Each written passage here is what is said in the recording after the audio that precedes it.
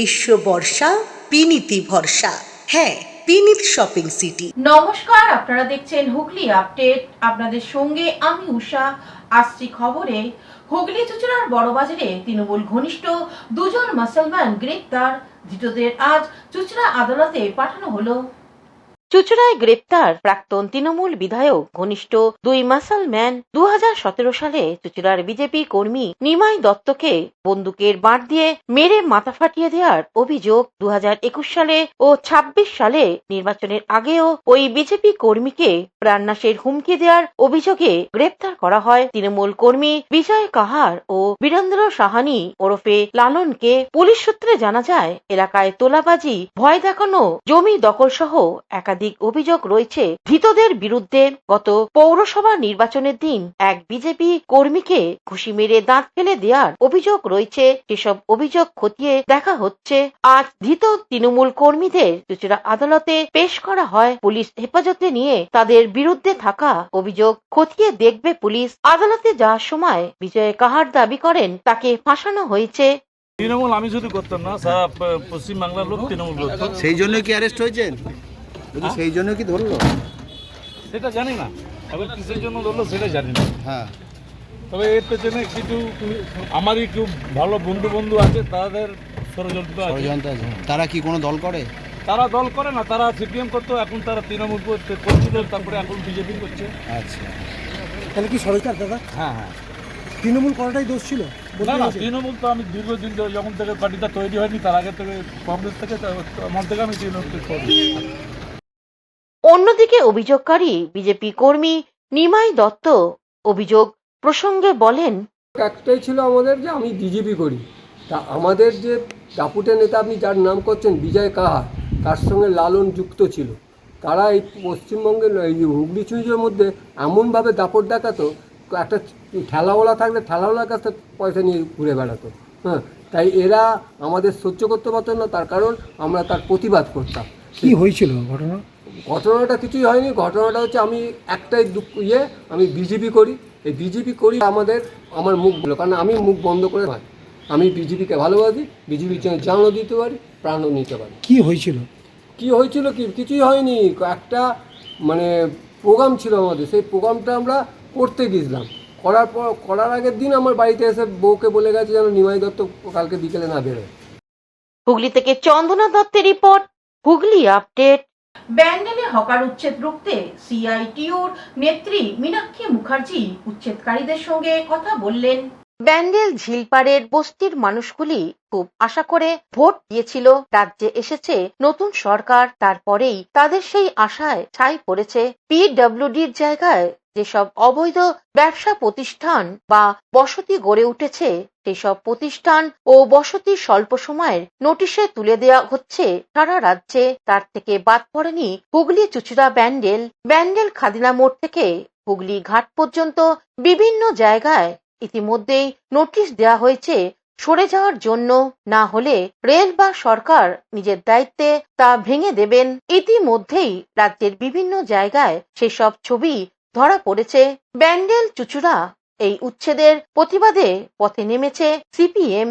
আজ ব্যান্ডেল স্টেশন সংলগ্ন অঞ্চলে এই উচ্ছেদের প্রতিবাদে এক সভা অনুষ্ঠিত হয়, যার প্রধান বক্তা ছিলেন সিপিএম এর তরুণ নেত্রী মীনাক্ষী মুখার্জি। তিনি ব্যান্ডেল হাওড়া লোকাল এবং ব্যান্ডেল স্টেশনে এসে দলীয় কর্মীরা তাকে স্বাগত জানান। মাথা ঘুরে যাওয়ার এই তীব্র গরমের মধ্যে ঘর হারানো আশঙ্কায় মানুষগুলো ভিড় করেছিল এই দিনের সবাই বক্তব্য রাখতে গিয়ে মীনাক্ষী মুখার্জি বলেন, সেটা আইনি হোক বেআইনি হোক, একটা বড় টাকা পয়সা ট্রানজাকশন চলছে, আর সেটা সৎ পথে চলছে, সৎ পথে মানুষের চোখের সামনে। তুমি এক নিমেষে বলছো এই অর্থনীতিটা দরজাটা বন্ধ করে দিতে, কোথায় যাবে, কি খাবে? তাহলে কি তুমি ভুল পথে চুরি করতে বলে দিচ্ছ না তো? আরে বাড়িতে নিজের চোখের সামনে বাচ্চা যদি না খেতে পেয়ে কাঁদে, তাহলে বাপ যেখান থেকে ও খাবার নিয়ে আসবে, দরকার হলে কাউকে খুন করেও নিয়ে আসবে, নইলে লোকের বাড়ি থেকে চুরি করেও নিয়ে আসবে। তাহলে তো এই দেশের সরকার আর রাজ্যের সরকার, যে গরিব মানুষ আজকে নিজের 20 টাকার বাদাম বিক্রি করতে পারবে না, এখানে একটা দানা বসাতে পারবে না, ছাতা লাগাতে পারবে না, তাকে তো তুমি ভুল পথে আজকে একটা চুরি করার জায়গায় ফেলে দিয়েছো। আমি তো গোটা এই ট্রেনে ট্রেনে এ জেলা ও জেলা যাওয়া, আমি শিয়ালদা স্টেশন দেখেছি, আসানসোল স্টেশন দেখেছি, হাওড়া স্টেশন দেখেছি, ভেতরে ব্যবসা তো বন্ধ নেই। ব্যবসা বন্ধ আছে? কোন রেল স্টেশনের ভেতরে বাইরে কেনা বেচার ব্যবসা বন্ধ আছে? আচ্ছা, প্ল্যাটফর্মে রেল স্টেশনে বাতি ট্রেনের ভেতরে কেনা বেচা বন্ধ আছে। আরে টিটি নিজে সিট বেচে দিয়ে পয়সা ইনকাম করে করে না?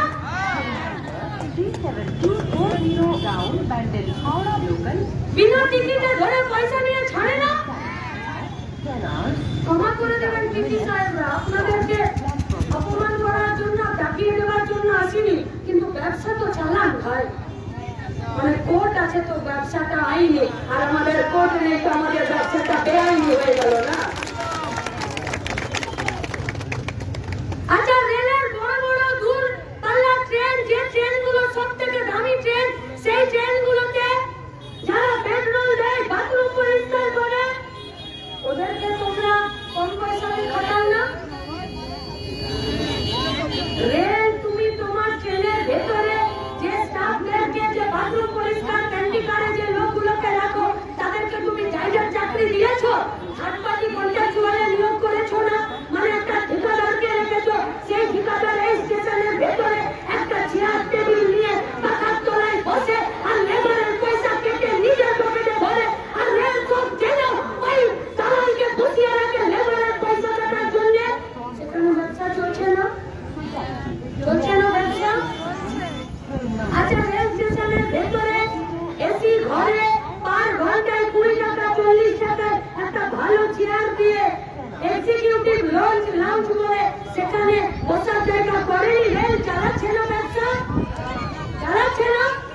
এক একটা লাইন, এক একটা প্ল্যাটফর্ম আম্বানি আদানিদেরকে তাদের পায়ে মাথা রেখে বেঁচে দিয়ে চালাচ্ছ না ব্যবসা? ভারতবর্ষের গোটা রেলটাকে আম্বানি আদানিদের পায়ে বেঁচে দিয়ে তুমি টাকা ইনকাম করছো, সেই টাকা খাওয়ার জন্য ইনকাম করছো। তুমি তো একটাও কারখানা বানাচ্ছ না যেখানে আমি কাজ করবো, রোজগার করবো, আর নিজের বাড়ি নিজে বানাবো। তাহলে তোমার বেলায় আঁটি সাটি আমি করলেই তোমার দাঁত কপাটি না?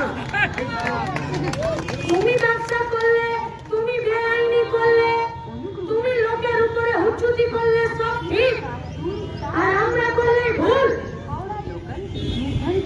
আমরা আইনি বেআইনির কোথায় যাচ্ছি না, আমরা বলছি একটি দুর্নীতির অর্থনীতি যদি চলছে তাহলে সেটাকে সাফাই করার দায়িত্ব সরকার। হুগলি থেকে চন্দনা দত্তের রিপোর্ট, হুগলি আপডেট। মুখ্যমন্ত্রীর নির্দেশে উত্তর হাওড়ায় তৃণমূল নেতা সানি মোল্লা ও আকাশ সিংকে হাফ প্যান্ট পরিয়ে মাথা ন্যাড়া করে প্রকাশ্যে ঘোরানো হলো। সরকার পাল্টাচ্ছে, তৃণমূল থেকে বিজেপি ক্ষমতায়, চারদিকে ধরপাকড়। হাওড়ার সাকরাইলে তৃণমূল যুবনেতা ওরফে অস্থায়ী হোমগার্ড সানি মোল্লাকে হাফ প্যান্ট পরিয়ে এলাকায় ঘোরালেন পুলিশ, আর উত্তর হাওড়ায় ডন আকাশ সিংকে মাথা ন্যাড়া করে পুলিশ ঘোরালেন। কৌশিক ঘোষের রিপোর্ট, হুগলি আপডেট। এখন নিয়ে নেব বিজ্ঞাপন বিরতি, বিরতির পর ফিরে আসছি খবরে। Blooming Bud School, where dreams become achievements.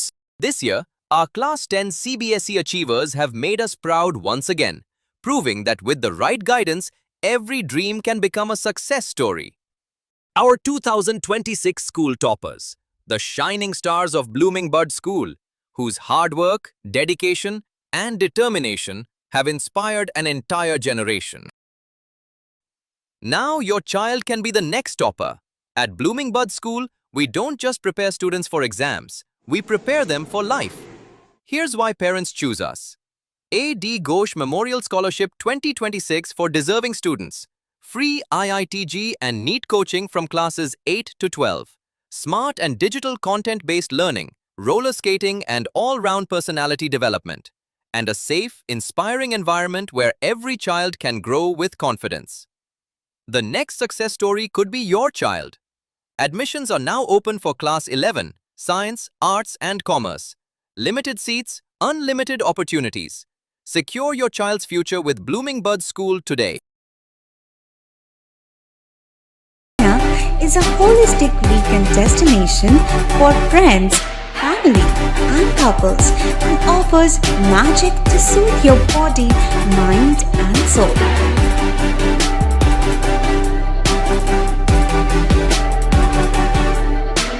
Aqua Marina, your customized magician.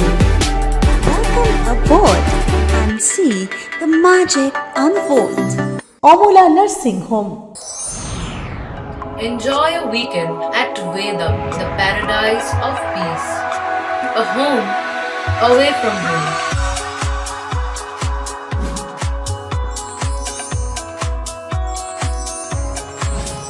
See yourself resonating with the nature. Vedam welcomes you to create your best memories. বিরতির পর ফিরে এলাম খবরে। নৈহাটিতে বিজেপির কর্মকর্তাকে বেধড়ক মারধর, অভিযুক্ত তৃণমূল। নৈহাটিতে বিজেপির কার্যকর্তাকে বেধড়ক মার, অভিযুক্ত তৃণমূল। আক্রান্ত বিজেপি কর্মী ঈশ্বর রত্না নৈহাটির পৌরসভার ৩ নম্বর ওয়ার্ডের সাহাপাড়ার বাসিন্দা। মাথায় 52টি সেলাই পড়েছে, বুকে পিঠে আঘাত রয়েছে। পরিবারের পক্ষ থেকে জানিয়েছেন, প্রতিদিনের মতো রাতে খাওয়া দাওয়া করে এলাকায় গঙ্গার ঘাটের দিকে গিয়েছিল। সেই সময় পিছন দিক থেকে মাথায় রড মারে, লাঠি দিয়ে তৃণমূলের দুষ্কৃতী কুন্দন তাতোয়া ও চন্দন তাতোয়া হামলা চালায়। বিজেপির কর্মীর বাবা শ্যামসুন্দর রত্না বলেন, আমার একটা নাতি, ওকে নিয়ে যায় একটু হাওয়া ফাওয়া খায়, বাড়িতে খাওয়া, সেই জিনিস খাইনি, কিন্তু গিয়েছিল ওইখানে যাওয়ার পরে সঙ্গে সঙ্গে অ্যাটাক করে। কোন জায়গাটা? এই দাদুরাম আশ্রম ঘাটে। সঙ্গে সঙ্গে ওকে বাঁশ দিয়ে, লাঠি দিয়ে, রাড দিয়ে ওকে পিটাই সঙ্গে সঙ্গে করলো। মরার মানে ওরা মনে করেছে কি একদম মরে গেছে, তখন গঙ্গায় জলে উঠিয়ে ফেলে দিল। এখন 2-1টা ছেলে, সেটা আমি চিনতে পারলাম না, এসে আমাকে খবর দিল, তাই আমি দৌড়ে গেলাম ওইখানে। তো দেখছি ওইখানে জলে একদম মানে ভেসে যাচ্ছে, তখন ওইখান থেকে তুলে এনে এই তো ঘটনা। এ বিষয়ে বিজেপি যুব মোর্চার নেতা লক্ষিন্দর রাজভর কি বলছেন শুনবো। ওকে প্রাণে মারার পুরো প্রয়াস করে দিয়েছে, আর ওর উপরে আজকে না, ওর উপরে 3-4 বার এটা নিয়ে হামলা করে দিয়েছে। একটা কিছু হোক বা না হোক, কিছু এখানে গ্যাং আছে, তারা ওকে পুরো এক হয়ে ওর নামে একটা কমপ্লেন করবে, তারপরে ওকে মারবে। এটা বহু দিন থেকে, ও যখন থেকে আমাদের সাথে যুক্ত হয়েছে বিজেপি, তখন থেকে ওর উপরে একটা ষড়যন্ত্র এরকম চলতেই থাকে। যারা 2 নম্বর করে তারা এক হয়ে ওকে আবার মারে। আজকে যা মার মেরেছিল, ও তো উপরওয়ালা আছে, ও বেঁচে গিয়েছে। ওর সঙ্গে শত্রুতা কিসের? শত্রুতা একটাই কি, ও এই পাড়াতে একা বিজেপি করে 1-2 জনকে নিয়ে, তাই জন্য। আর এখানে কিছু দোকান চলে 2 নম্বর, সেগুলো বন্ধ হয়ে গেছে, তাই জন্য।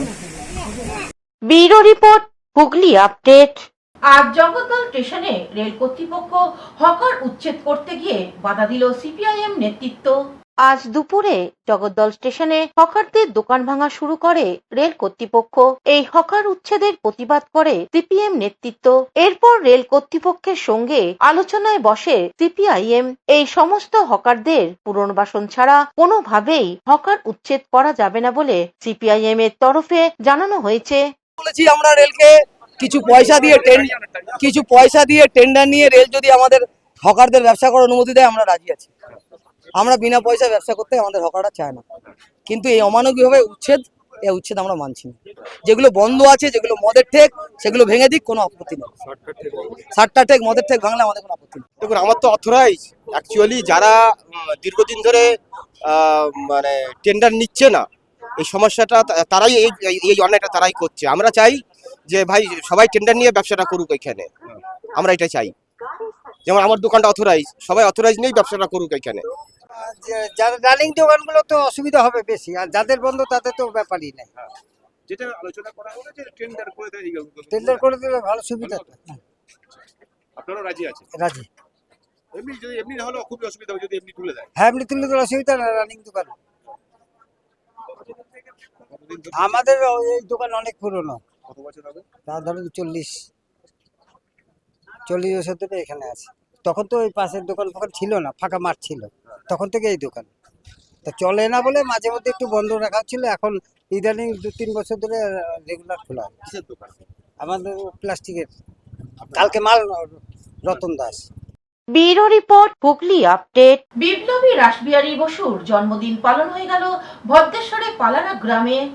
দেশ বরেণ্য বিপ্লবী রাসবিহারী বসুর জন্মদিন পালন করল তারই জন্মভিটার গ্রামবাসীরা। জন্মভিটা স্মারক ফলককে মাল্যদান করেন ভদ্রেশ্বরে পালারা গ্রামে রাসবিহারী স্মৃতিসংঘের সদস্য এবং ভদ্রেশ্বর ভ্রমণ আড্ডার সদস্যরা। বিপ্লবীর মাতুলালয়ের জন্মভিটাকে স্নেহের আগলে বেঁধে পালাঙ্গা গ্রামবাসীরা এখনো জন্মদিন পালন করে আসছেন। গ্রামবাসীদের দাবি, এই দেশবরণ্যের জন্মভিটাকে কেন্দ্র করে গড়ে উঠুক লাইব্রেরি, গবেষণাগার আর রাস্তার নামকরণ, কিন্তু এখনো কোনো কিছুই হয়নি। তাদের কাছে এখনো স্বপ্নই হয়ে রয়েছে।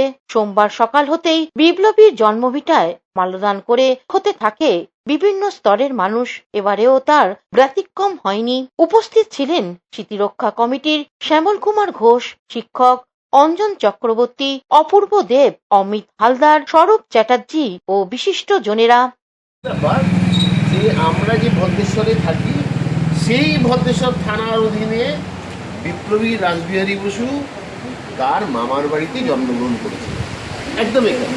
আমরা সেখানে সেই স্থানটায় যাবো, মামার বাড়ি যেখানে বাগানের মধ্যে যে বাড়িতে ছিল সেখানে আমরা যাব। এবং পরবর্তীকালে বিভিন্ন বইপত্র পুজো এখানে গ্রামের মানুষদের প্রধান কাজ এবং স্মৃতিরক্ষা কমিটি করেছিলেন ওনারা, এবং একটা মূর্তি বসিয়েছিলেন। এখন কথাটা হচ্ছে যে এই নিয়ে একটা সন্দেহ দেখা দিয়েছে। এখন সন্দেহ কিছু না, এটা দীর্ঘদিন ধরে আজ থেকে ধরুন ওই স্বাধীনতার পরে যে সাইকেল। হুগলি থেকে শ্যামল সিনহার রিপোর্ট, হুগলি আপডেট। এখনকার মতন খবর এই পর্যন্তই। প্রতিদিন দেখুন হুগলি আপডেট। নমস্কার।